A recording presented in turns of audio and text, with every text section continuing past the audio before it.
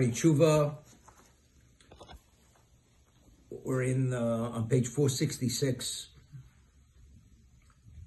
He speaks about the enemies of God, Rabbeinu Yonah and Shari Tshuva. Inyan Soni Hashem, those who are God's enemies. Nimslu famihim anoshim shemosam hamitzvos. One can be an enemy of God, although the person observes mitzvos. He's an observant Jew. And he's careful not to transgress a sin, not in action or even in speech.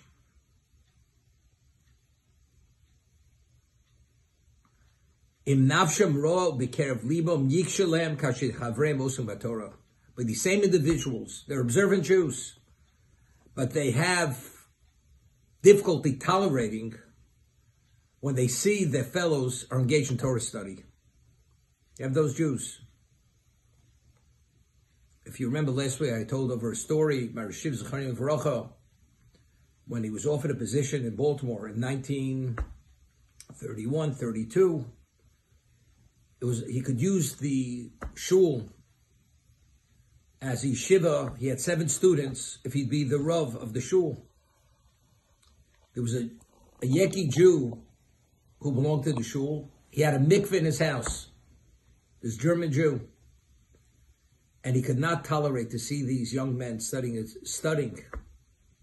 And they had special stenders, lecturns made for them to study with. Every morning they would come and they would find the stenders on the street. He could not tolerate these people studying Torah. They should be working. What are they wasting their time? The man was observant enough, or so-called pious enough, that he went to the mikveh, and he had a mikveh in his home. But study of Torah, something he couldn't tolerate. There's a story, some people, if they don't keep a talis in shul on Shabbos, and there's no Eruv, so they wear the talis under the coat. So there's a certain person, many years involved with Yad Avram, he wore his talis under his coat, not as much as part of the string hung below the hem of the coat. He's walking down the street, somebody comes to him, I know you're wearing a talis under your coat. He says, what is your business what I'm wearing under my coat? Why couldn't you leave it in synagogue? Why did you have to wear it under your coat? You're one of those. You understand?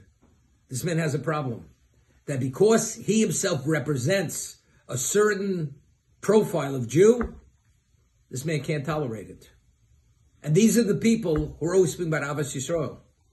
These Jews who say, why are you wearing that under your coat? All Jews have to love one another. So what about you? Well, but you realize because you don't make the grade, that's why I don't love you. Now, it's what I believe, not what you believe. You have to meet my standard, not your standard.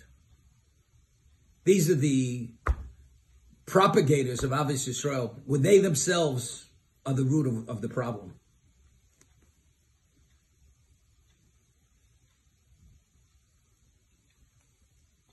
The Chofetz Chaim gives a mashal, explains it with an allegory.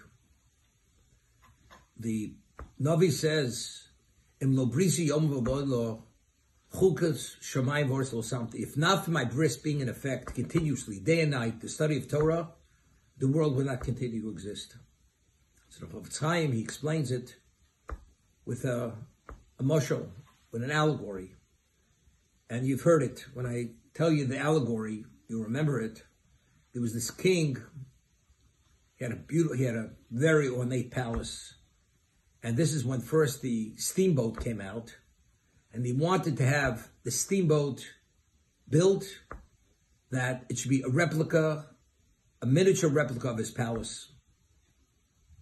And when he would enter into this yacht, this very large steamboat, he would feel like he's in his palace, except it would glide over the water because it had these paddles which moved, and the boat went very quickly. See, they commissioned the boat. It's ready to go. They bring the king. into the upper part of the boat, and he walks in. He's amazed. Literally feels like he's in his palace. The furnishings, the decor, the mirrors, the chandeliers, everything exact like his palace. And he's in his boat. He feels like he's flying. The paddles are moving. The boat is going at a quick pace. The captain is dressed in his finest. So he says to the captain, I'd like to see what causes the paddles to move. So the captain says, what do you have to go? It's in the bowels of the boat. I'll explain to you what it is. The furnace is there. The men, they shovel coal into these furnaces. The turbines, and there's water, and that causes the turbines to move, and that's what causes the paddles to move, and that's how the boat moves over the water, glides over the water. He says, I would like to see it myself. He goes down to the lower part of the boat.